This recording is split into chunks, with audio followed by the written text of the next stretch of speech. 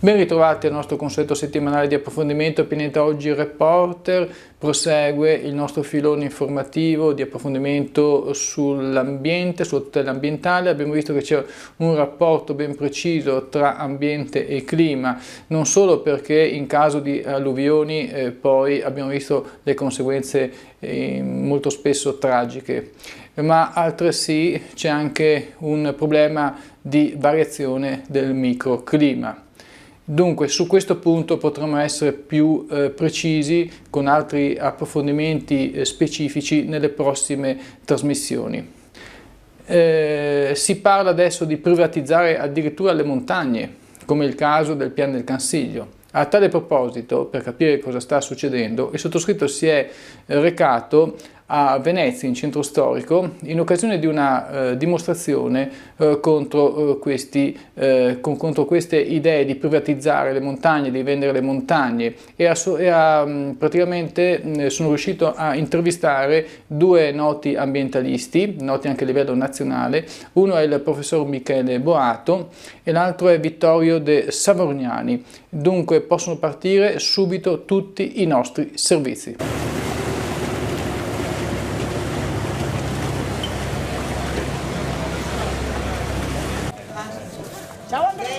Buongiorno. Ciao. Ciao. Ecco, qui a Venezia, in centro storico, incontriamo il professor Michele Boato, presidente anche dell'Eco Istituto del Veneto, sempre attento alla tutela dell'ambiente. Adesso ecco, toccano anche le prealpi italiane, cioè il Pian del Cansiglio. Perché si vuol vendere le montagne? Si vuol vendere perché la regione vuole fare cassa, come si dice, e cominciano dall'ex albergo San Marco, che era il cuore di Pian Cansiglio, che è chiuso da una quindicina d'anni, e dicono siccome nessuno lo vuole gestire lo svendiamo, perché poi si tratta di 600.000 euro, una cosa che per la regione fa proprio ridere.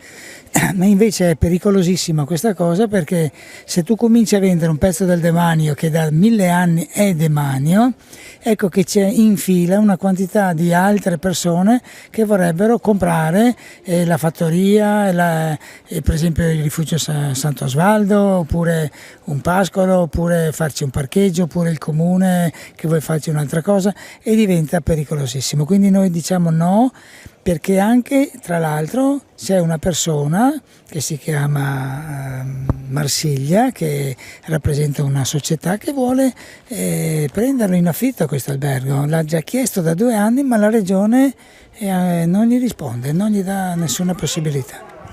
Ecco, praticamente sembra che in Italia, perché poi questo è un ragionamento che lo vogliamo estendere a livello nazionale, si stia prendendo di mira le zone verdi, adesso anche le montagne, per cercare sempre in qualche modo di costruire o comunque di metter mano. Quali conseguenze anche per il territorio, per la situazione idrica ad esempio?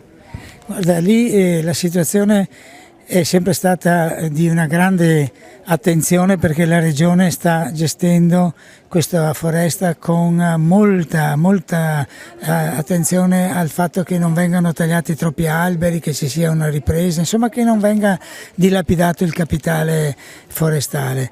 Il rischio è che se per esempio lo dai ai privati la gestione, questi tagliano il doppio e cominci a diventare un problema anche addirittura il Cansiglio, che invece dovrebbe essere il fiore all'occhiello della regione.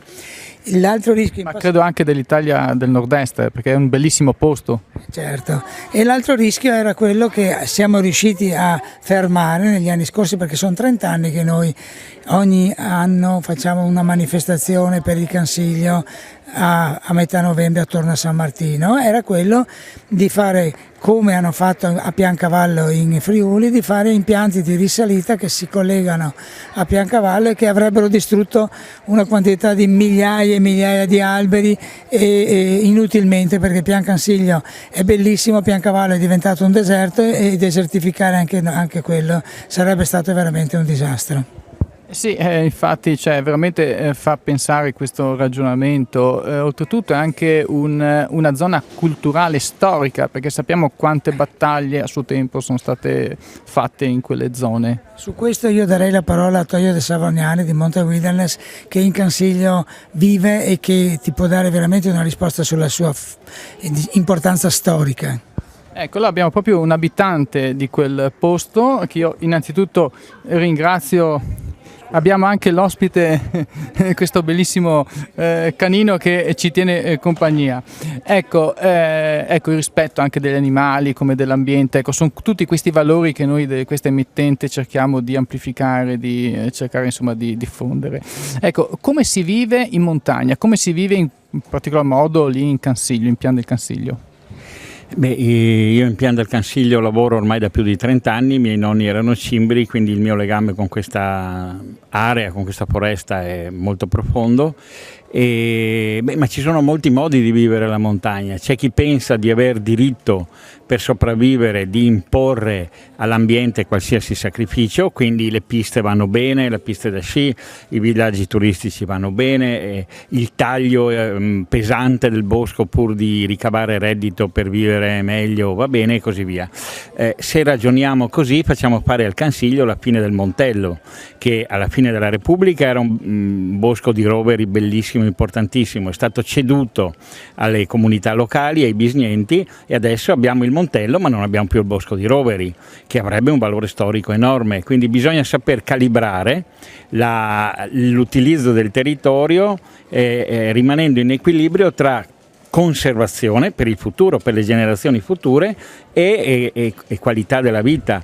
Ma è l'Europa che ci sta insegnando che la valorizzazione dell'ambiente dal punto di vista naturalistico, cioè valorizzare piante e presenze animali, è la ricchezza economica del futuro. Se noi dilapidiamo il patrimonio in poco tempo nel presente, è come appunto dilapidare il conto in banca, non vivere degli interessi ma rimanere in poco tempo senza niente.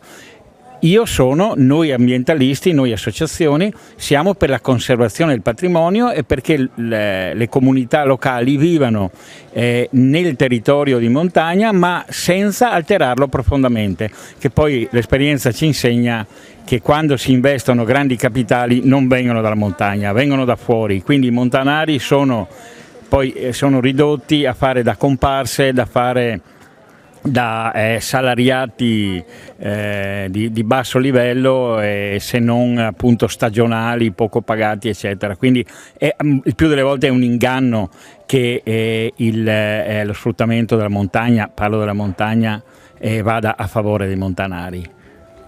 Ecco, un'ultima cosa, il turismo, ecco, è anche motivo di passaggio turistico in quelle zone, perché come dicevo prima è anche una zona che insomma ha degli aspetti anche culturali, storici soprattutto, ecco, le battaglie a suo tempo, quindi il turista che diciamo visita il nord-est d'Italia, le città di Venezia, dove siamo adesso qui, poi Treviso, poi arriva anche nel Bellunese, Cortina, al ritorno magari ecco che può fare il giro per il Pian del Cansiglio.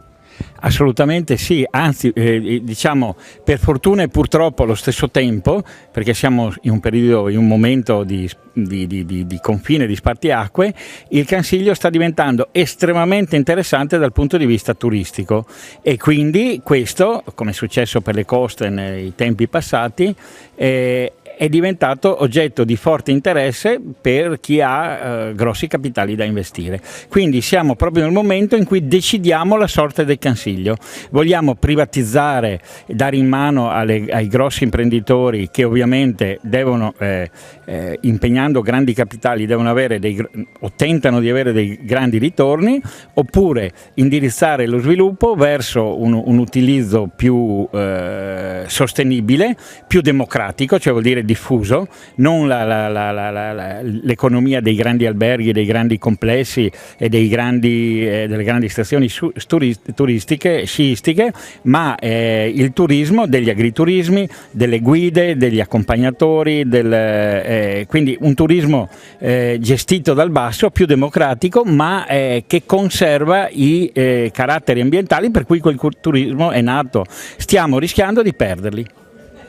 La ringrazio intanto molto per questa spiegazione dettagliata, un problema quindi che è anche purtroppo la montagna lo sente. Ci sono problemi anche in montagna, che non solo in pianura. Proprio della pianura vorrei concludere qui con il professor Michele Boato, chiedendo questo: quante cementificazioni, questo ecco vale per tutta Italia, quante cementificazioni sono state fatte in Italia, ma in modo particolare nel nord-est di questo paese, dove poi il territorio diventa sempre più impermeabile? Il Veneto e la Lombardia hanno il record italiano ed europeo addirittura della cementificazione di suolo. Negli ultimi 20 anni c'è stata un'impennata, si continua a dichiarare che non si deve cementificare e si continua a cementificare dappertutto. Pensiamo solo alle quantità di chilometri quadrati che quella enorme superstrada pedemontana che stanno facendo da Vicenza a Treviso sta occupando. Stanno facendo un macello solo con quella e con altre opere inutili. Pensiamo alla Valdastico Sud che viene giù da Vicenza, va a Rovigo, non ce n'era nessun bisogno perché quell'autostrada è del tutto inutile, c'era già l'autostrada solo che faceva un giro un pelo più largo verso Padova, oppure le triplicazioni, le quadruplicazioni di nuove strade quando si può invece sistemarle e farle più utili, e basterebbe fare certe volte solo una piccola tangenziale in più in una città e non serve fare la strada completamente nuova. Anche su Jesolo pende questo pericolo. Adesso, ecco, tutto questo è una politica, secondo me, che dimostra la povertà culturale della nostra classe politica. Quindi poi la conseguenza, gli allagamenti, perché ovviamente il territorio non ce la fa a buttare via l'acqua. Mi viene in mente gli allagamenti non solo al nord, ma anche ad esempio in centro Italia, in Maremma, in Liguria e anche nel Lazio più giù. Ecco, il cittadino quindi ne risente poi di queste scelte politiche. Ne risente perché quando avviene l'alluvione, anche se lo Stato interviene magari in ritardo, magari con pochi soldi, ma quell'alluvione la paga il cittadino dopo. Ma pensiamo solo alla ricostruzione di Longarone. Con il disastro che c'è stato, Vediamo il Vajont. Hanno fatto la zona industriale nel pieno greto del fiume Piave, che è vero che non inonda domani, dopodomani, ma c'è un periodo di ritorno per cui si sa per certo che ogni 100 anni lì andrà tutto distrutto. Ma è intelligente questa scelta, è veramente demenziale, ecco, questo, e pensare che hanno fatto lì anche il centro della protezione civile regionale, proprio lì nel posto più incredibile di tutto il Veneto. Ecco, potrei chiudere qui l'intervista, credo che i telespettatori e i radioascoltatori, perché ci ascoltano anche tramite la radio in FM stereo, cioè ha già avuto una visione più che sufficiente. Ma in conclusione, professor Boato, cosa ne pensa di questi cambiamenti climatici? Adesso non dicono più che ci sono sempre state queste anomalie. Il ciclone che è in corso in questo momento, Texas e Florida, dimostra che stiamo facendo veramente un salto di qualità verso il disastro. Se ne stanno rendendo conto a loro spese anche negli Stati Uniti, nonostante Trump e nonostante i suoi discorsi che non esiste nessun cambiamento climatico. Questo livello di 300 km all'ora credo sia il segnale che cambierà probabilmente anche un po' la mentalità anche dei più buzzurri, come purtroppo ci sono fra i governatori del mondo. Raccogliamo i frutti che abbiamo seminato. Grazie professor Michele Boato, sempre molto disponibile nei nostri confronti. Le auguro buon lavoro. Grazie a voi e arrivederci, buon lavoro. Siccome una delle cose che stiamo